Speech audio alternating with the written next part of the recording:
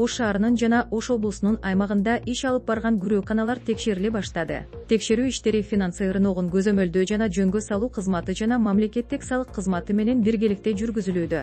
Анын жүрүшүндө өлкө мыйзамдарында белгиленген пайыздык чендердин жогорулатылган учурлары аныкталып, алар боюнча ыйгарым укуктуу органдар тарабынан административдик айыптар салынды. Мындан тышкары 30дан ашуун күрөөкананын ишмердүүлүгү токтотулуп, тиешелүү текшерүү иштери дайындалды. Анын жыйынтыгы боюнча укуктук баа берилет. Улуттук коопсуздук Мамлекеттик комитети тарабынан учурда калкка мүмкүн эмес шарттарда акча каражатын берип, күрөө мүлкүн өз пайдасына которуп, ошону менен өзгөчө ири өлчөмдүү киреше алып келген сүткорлук менен алектенген адамдарды аныктоо боюнча ыкчам-издөө иш-чаралары жүргүзүлүүдө.